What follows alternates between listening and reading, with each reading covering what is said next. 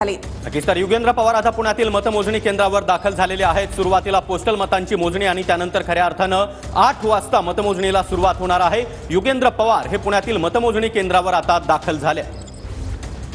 तर ही दृश्य आपण या ठिकाणी पाहतो, ही आमच्या स्टुडिओ मधली आहेत, आमच्या ऑफिस मधली आहेत, ज्या ठिकाणी मतमोजणीची प्रत्येक बातमी आपल्याला जी करणार ती इथूनच करणार आहे। तर ही आमच्या ऑफिस मधली ही दृश्य आपण या ठिकाणी पाहतोय, न्यूजरूम मधली ही दृश्य आहे। न्यूजरूम मध्ये अशा प्रकारे ग्राफिक्सद्वारे आम्ही तुम्हाला प्रत्येक आकडा या ठिकाणी सांगणार आहोत। भाजप, शिवसेना, राष्ट्रवादी, काँग्रेस आणि त्याचबरोबर शिवसेना ही सगळी जी आकडेवारी आहे ही तुम्हाला आमच्या न्यूजरूम मध्ये या ठिकाणी फिरताना देखील पाहता येणार आहे। आपल्या स्क्रीनवर आपण पाहतो एनडीए इंडिया, ठळकपणे तुम्हाला हे आकडे या ठिकाणी दिसतील। बाजूला तुम्हाला महाराष्ट्राचा पूर्ण 48 मतदारसंघाचा या ठिकाणी काउंटडाऊन किंवा मतमोजणी जी आहे ती या ठिकाणी पाहता येणार आहे। आघाडी पिछाडी तुम्हाला या ठिकाणी पाहता येईल। नक्कीच तर उजव्या बाजूला आपण पाहतोय की देशातील ज्या प्रमुख राज्यांमध्ये अटीतटीची लढत आहे, ज्या राज्यांकडे संपूर्ण देशाचं लक्ष लागलंय त्याची संपूर्ण आकडेवारी ही उजव्या बाजूला आपल्याला पाहायला मिळणार आहे। तर विजयाच्या आधीच आपण पाहतो सुप्रिया सुळे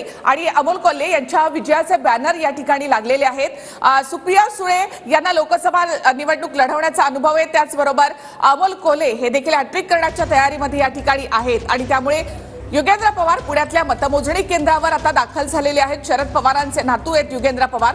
लढत बारामतीची असो किंवा मग संपूर्ण राज्यामधली पवारांसाठी अत्यंत प्रतिष्ठेची आणि अस्तित्वाची लढाई आहे। तर भाजप